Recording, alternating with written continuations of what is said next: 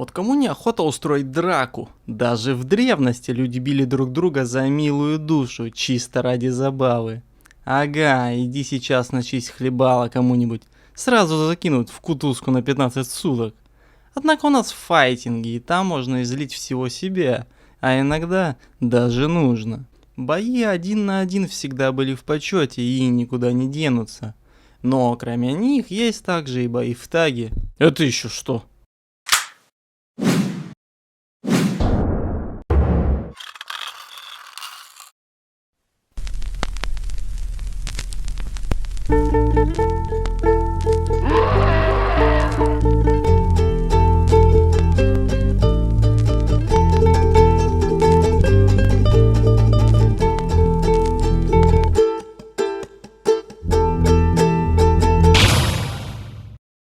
Битвы 2 на 2 и 3 на 3 за последние 20 лет уже весьма устоялись в жанре. И пускай далеко не все из числа геймеров являются фанатами данного вида боя. Существует несколько типов игры. Раз, когда каждым бойцом руководит каждый конкретный игрок. И 2, когда один игрок управляет несколькими персонажами одновременно. Но что насчет нашего Текена? Куда он попадает? Да никуда. В номерных частях серии система тага отсутствует. И именно поэтому, а возможно и нет, японцы из Намко додумались до отдельного выпуска Железного Кулака в таг режиме 2 на 2.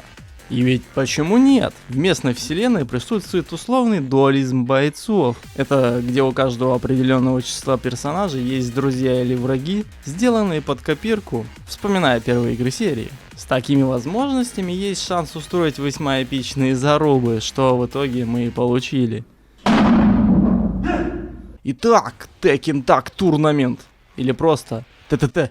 Четвертая игра в серии также является одним из ранних релизов для PlayStation 2, по крайней мере на западе. Что улучшили со времен третьей части? Как парные бои отразились на игре? В очередной раз вернемся в начало нулевых и сходим в залы аркадных автоматов.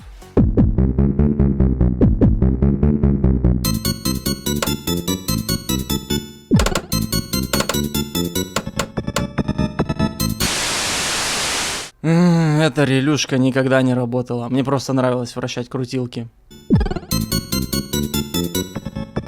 Давайте лучше посмотрим японскую рекламу.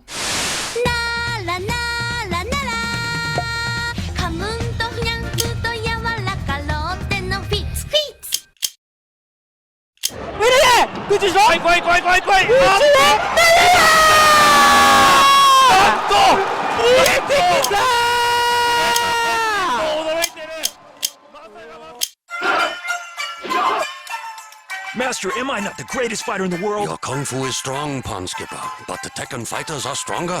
What? Так был первой игрой про Железный Кулак на втором PlayStation, и у создателей было время подготовиться перед очередной номерной частью. Но в итоге вышло, что вышло. Игра не считается каноном, вследствие чего сюжета в ней нет.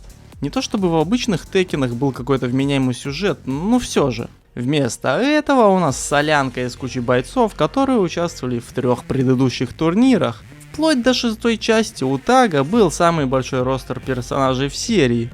Аж за 40 человек. Однако всех в игру так и не внесли. За забором у нас остались первый Жека, первая Кума, первый Кинг, Маршал Ло, Дракон Гон и советский ученый. Последний фактически присутствует в игре, его можно найти в режиме боулинга. Вместе с тем в первом таге появились новые персонажи, а именно Тецуджин и Анон. Тецуджин, он же Железный Человек, и копирка Макуджина. Анон, по одной из версий, дьявольская форма Джунказамы, по другой ее сестра, измазанная в мазуте. Нет, это я сейчас сам придумал. Сайдстепы, пришедшие в третьей части, стали проще выполняться, а фишечки с тагом разнообразили процесс бесконечного избивания болванчиков. Нажимая на одну из свободных кнопок на контроллере, мы переключаем бойцов. Еще можно делать так комбы и так захваты со сменой персонажей. Но не у всех они будут уникальными, а только у тех, кто знает друг друга в таге. Если меняться во время комбо с незнакомыми персонажами, то в ход пойдут обычные удары. Отчего играть в паре, допустим, за котов или электриков порой полезнее, чем за рандом. Когда полоска здоровья близится к нулю, включается Нетсу Power, режим ярости, который позже вернется только в 6 части. Все эти небольшие возможности привнесли больше разнообразия в игровой процесс, чем и запомнился первый так большинству геймеров, как чуть ли не лучший Tekken, с учетом того, что игре уже за 15 лет. Козырным режимом в игре стал Tekken Bowling, который множество раз будет появляться в играх серии. У каждого бойца свои характеристики, вследствие чего они все будут управляться по-разному. Я для себя выбрал пару Ло и Мишель, ибо с ними у меня получилось сделать аж по 5 страйков подряд. Еще бы в жизни это так работало. А если играть, допустим, за роботов, то прицел будет летать как бешеный, ад какой-то. Еще тут можно зарядить шаром в Басконовича. Вон он слева стоит. Просто идем налево, целимся в край и... В остальном все режимы Теккена присутствуют, в том числе и возможность играть 1 на 1, которую вынесли в отдельную строку. Ровно как и вариант игры в паре с другом, он же Pair Play.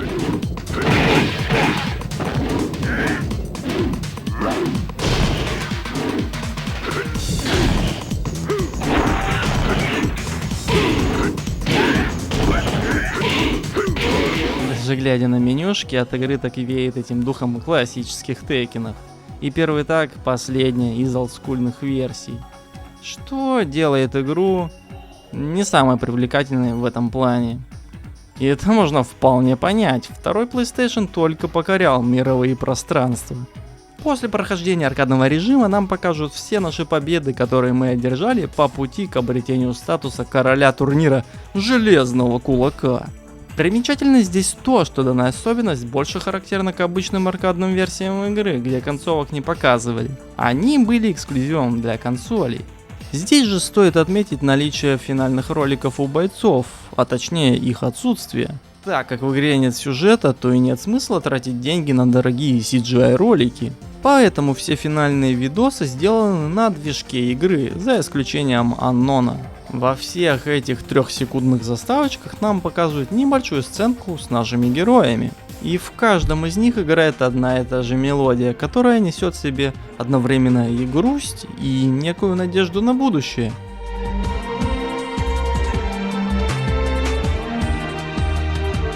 Не знаю как вам, а мне прям тоску нагоняет. Точно, музыка в игре-то дает жару.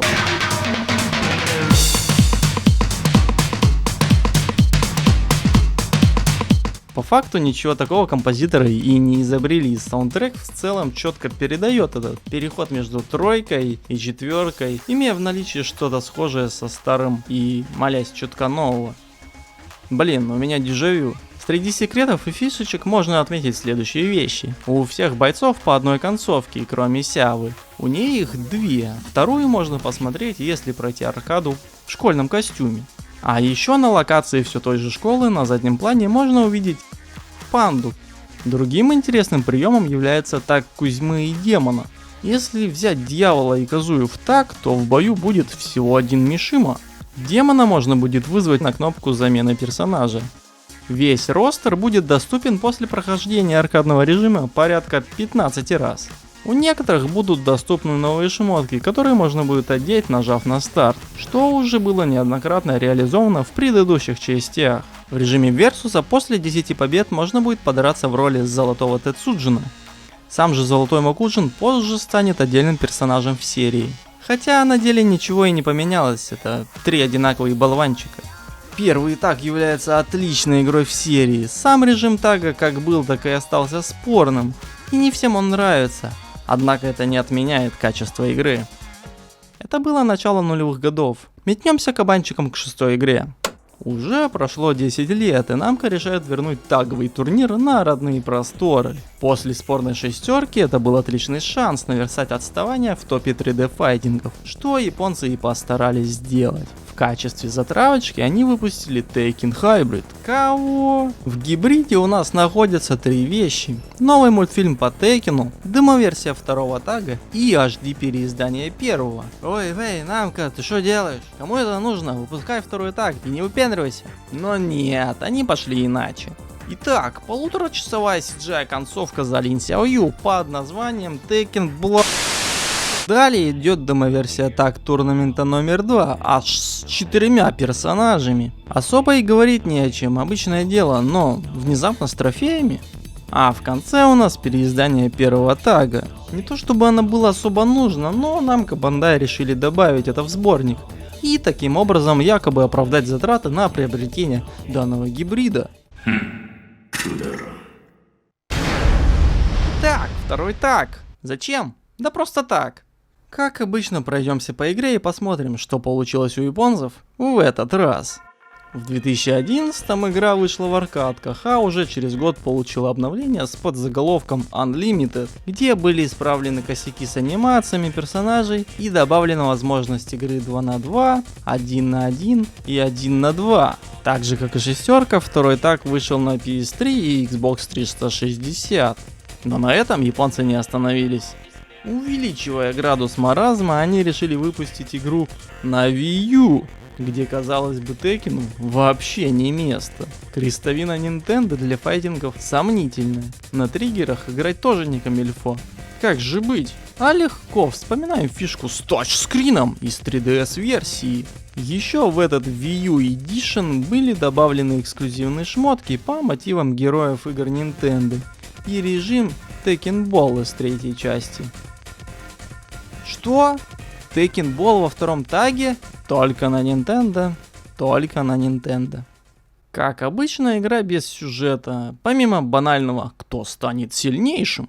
Однако в концовках персонажей можно увидеть некие телодвижения, пускай и местами притянутые за уши. Да, в отличие от первого тага, здесь все ролики в CG. Несмотря на то, что таги это солянки из персонажей, они решили добавить еще парочку. Из их числа Джесси, Джулия в прикиде рестлера, Себастьян, французский дворецкий, худой Боб, тот же Боб, только худой. И, как обычно, тьма персонажей из предыдущих игр, включая Тайгера Джексона и Басконовича. Все это принесло в игру безграничные возможности в режиме тага.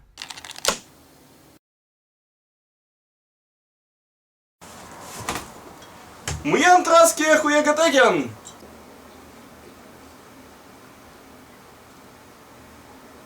Lo que pasa? ¿Dónde estoy? Mierda, hijo. Отстань, Микач. А? О, вы не поверите, где я сейчас был? Все, больше в таге играть не буду. Столько персонажей, половина одинаковых, другая половина идиотская. Кто вообще играет за Труогру и Кенгуру? Ух, кошмар! Tekken во всей красе. Где еще такое увидишь? Геймплейно же так остался все тем же с учетом последних нововведений в серии. А именно наличие стен, пробиваемых потолков и баундов на джаглах. У парных персонажей все еще есть уникальные комбо, и солидная гурьба из них отличается друг от друга, в зависимости от того, за кого вы играете. Теперь, рубая в таге, можно буквально убить противника за одну комбу, донеся до стены и там же его прикончив.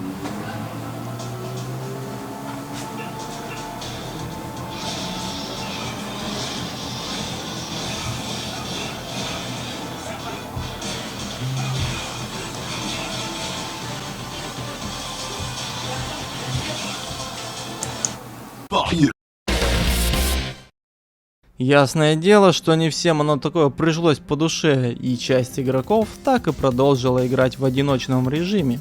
Сами же режимы ничего особенного из себя не представляют, все по номиналу с парой дополнений. Лаборатория боя. Здесь мы учимся играть за комбота и узнаем всякие интересные штуки. Полезный режим для новичков. Кастомизация персонажей. Наряжай своих идиотов в дурацкие прикиды. Возможностей поменьше, чем в шестерке, но все же больше, чем в пятой. Tekken Tunes. Настрой свою музыку и играй под что хочешь. Галерея. Смотри ролики по вселенной Текена, начальной и конечной заставки. За отдельную плату можно докупить всю музыку и все ролики из предыдущих игр в серии. Хитрые азиаты. Локации в игре представлены самые разнообразные, начиная от ремейков из первого тага и заканчивая новыми со стенами, без стен, сломаемыми потолками и без них, в одной из которых можно найти аж самого Снуп Дога. Графически же второй так выдает отличную картинку, в разы лучше шестой части. Проблемы с загрузками также были решены, теперь это все не занимает столько времени. По музыкальной части примерно то же самое, что и с локациями, ремейки старых и кое-где какие новые. Причем не все из них особо хорошие, самые примечательные и запоминающиеся это те, которые играют в менюшках игры, плюс трек со школьной локацией и из первого тага. В остальном же выделить что-то из нового весьма проблематично. Это все еще электронщина, да, она современная, и ей не хватает пары шагов, чтобы упасть в пропасть дабстепа. Тогда нам придется играть без звука. Из интересных вещей можно отметить молодого Хача, который по возрасту где-то как из первой части. В остальном, разглядывайте задники локаций и открывайте козырные шмотки в игре против призраков. Так и все. На сегодняшний день второй так является лучшим и по совместительству единственным последним нормальным современным Текеном для третьего PlayStation и консолей в целом. Revolution мы за игру не считаем в принципе. По крайней мере так было и будет до выхода седьмой части Железного Кулака, консольный релиз которого люди ждут уже 7 лет. Но не стоит отчаиваться, ибо надежда есть. А когда есть надежда, то возможно все.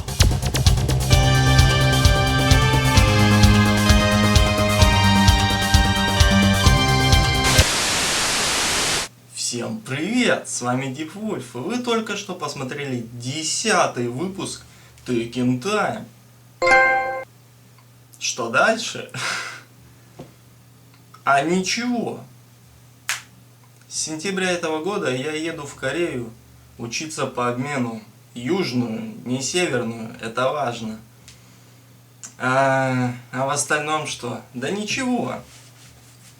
Что делать-то? Как жить? Да никак. Так-то я ролики буду снимать, конечно, но не такие тяжелые, большие, объемные, как ролики по Текену, потому что я с собой беру маленький ноутбук, а на нем делать большие сложные видео будет несколько проблематично. Ну как-нибудь разберемся. Вот. Это сказал. Далее. 10-й выпуск уже прям набрались всего. Собрали кучку людей. Вас в первую очередь. Каких-то друзей, знакомых. Просто людей, которые хотят играть в Tekken. А что нужно-то еще? Да ничего. За эти 10 роликов мне помогало много людей в их создании. Хочу отметить следующих людей. Степка за создание аниме-ролика про тачскрин. Потом у нас был Андрюха, он предоставил мне 3DS-ку для обзора Tekken Prime Edition. Прямые я не нашел, поэтому положил парламент туда. Вася, он участвовал в создании этого выпуска и играл мексиканца или испанца. Кто как хочет, так и выбирает. Вот. Ну и, конечно же, всех вас, ребят с форумов и игровых порталов, которые писали комментарии к моим видео, общались со мной на форуме и говорили, что так, что не так, где плохо, где хорошо. Полезная вещь. Как мы знаем, Южная Корея это родина Текена и глобального киберспорта в целом. А значит, я туда поеду, наберу сил, научусь играть в Tekken. Наверное. Потом приеду на МФА 2017 и всех там победю. Это что, будет июнь, да? У меня там свои проблемы, вот мне надо будет защищать диссертацию в универе, плюс корейские экзамены. там будут в Корею меня, плюс ничего не понимаю, как жить. Ну вот так вот все получается, что ничего не получается. Ну я думаю, там разберемся. Возможно, я уже вернусь домой и буду делать новые ролики по Текину. Такие дела. А на сегодня все. Пока.